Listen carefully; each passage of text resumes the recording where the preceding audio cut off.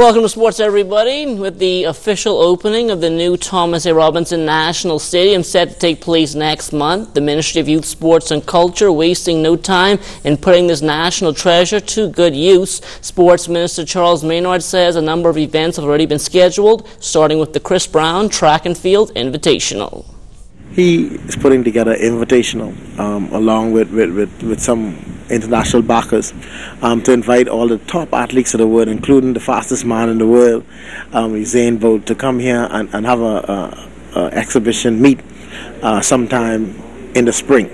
And you know, if we can pull off an event like that, you could just imagine what impact and love. You can have international press coverage, press from around the world come to see their top athletes come, and it's a warm-up for the summer games in London.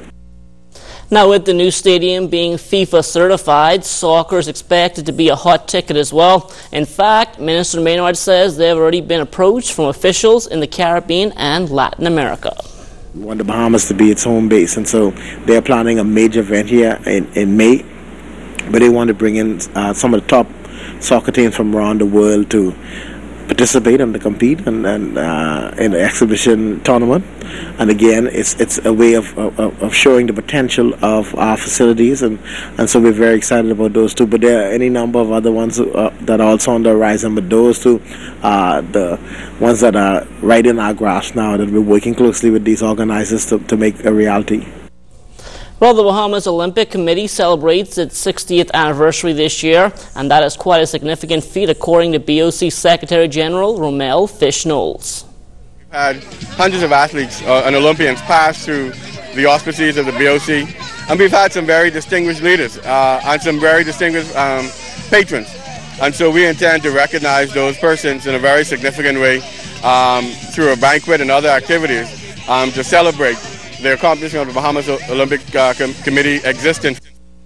Now, in addition to this being the BOC's 60th anniversary, it's also an Olympic year, so the role of the committee becomes even more important. We have some 70 athletes that have qualified for the Olympics. Our primary responsibility now is to make sure that these athletes stay healthy, to make sure they're financed and funded so that they can continue to train, and to assist those athletes that are on the bubble, that are perhaps a second off the qualifying age standard. When our athletes qualify for the Olympics, that means that they're already amongst the best in the world. I know we like to win medals, but man, these athletes do a tremendous job and they qualify. We have 6 athletes that are on Olympic Solidarity Scholarship that we give a significant amount of monies to, but there's still a lot of athletes that are on the bubble that we don't touch. And so we're right now soliciting some funds to be able to help them with their continued development, and also to identify what we have in the pipeline for 2016. Well, the first half of the Commonwealth American Football League playoffs was scheduled to get underway yesterday at the Donald Davis playing field. However, the Nassau Sunburners were a no-show, meaning the pennant-winning V8 Fusion Stingrays got a default win to propel them into the Boyle-Fish Bowl Championship game against the winner of this weekend's matchup between the Ori J. Sands Pros and the Jets. We were looking forward to the game. We were looking forward to playing many of our younger players. And so, you know, we're trying to make the best of it and to prepare ourselves for a championship. It definitely hurts us as a team. We haven't played now in several weeks, too many. And now we have to sit and wait for the championship game if the league does not decide otherwise. And so right now it really hurt me. And so we determined that the offense was playing the defense a while ago, and we've now broken. We don't like what we see from our offense, so we've gone to the second stage of our practice. So this is as much as we could do in the circumstance. You don't want to overlook anything, but you want to look towards the team that you may face in the championship, and definitely from what we see now, it'd be us, and so I have to prepare also for the Jets, because remember, the Jets are still playing in this, and if they show up big time, they can make some waves. But if we do meet the pros, so be it. We'll be prepared, and so that one-dimensional game that they talk about, they'll see that this team has many different forces at play. And so we look not to show everybody what we could do, but come championship game, I definitely show you that we have a variety of offenses to run. Well, the New Providence Basketball Association was back in action on Saturday night with a doubleheader at the C.I. Gibson Gym. Charles Fisher starts us off with the Real Deal Shockers and the upstart BTC Digitals. Don't let your eyes fool you. The Lakers have not been demoted to play in the New Providence Basketball Association, but Jimmy hitting them like Kobe. Fast break, maybe the uniform has something to do with it. Digital's looking good. NBA Fakers doesn't even look as good as this. Ron Artest made a world peace to Kobe. Yes. Shockers down but not out. Corey made sure of that. Lasario smooth and flexible. That's why they call him Bones. Defense wins games and Shockers realizing that.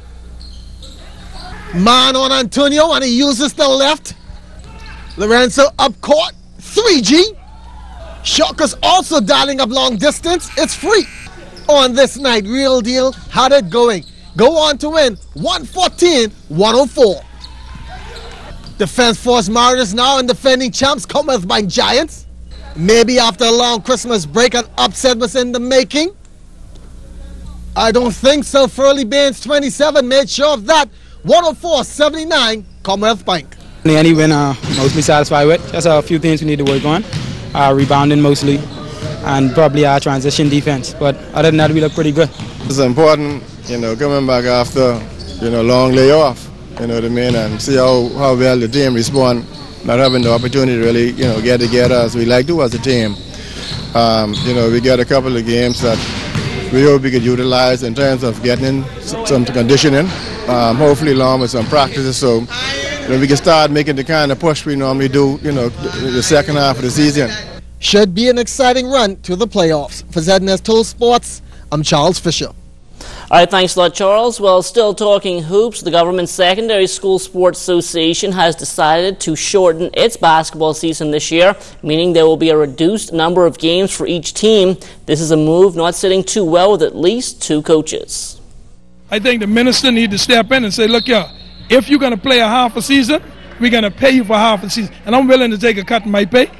You understand? Because I don't feel like an 8-game season is a basketball season. Especially when you got kids who are trying to go to college. And when you tell them, say, hey, you only had an 8-game season, make it look like we back in the woods someplace, man. Having a reduced schedule, especially coming into the Hugh Campbell tournament, it will kind of hamper and hinder us our forward progress.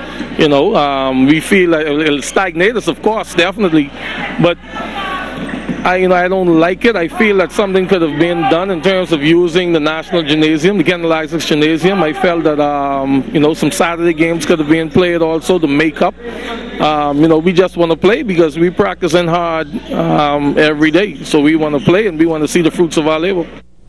And finally in sports, two softball teams from Spanish Wells in the capital over the weekend for an exhibition series at the Blue Hill Sporting Complex. This series was made possible by the Dorn United Hitmen in an effort to continue the growth of the sport through inter-island play. Gesture of friendships between Spanish Wells Razorbacks and Dorn United Hitmen. Last year at the same time we went down to Spanish Wells and played them in a 3-game series, and Mr. Jensen Perry said he couldn't pass up an opportunity to play us again, and he said that he wanted to come down this year and return the favor. This is a good way to develop softball. Yes, it is, and it's good experience for some of the younger players here in the home here and some of the younger players on the island. And that will do it for sports, but stay tuned, your weather forecast still to come.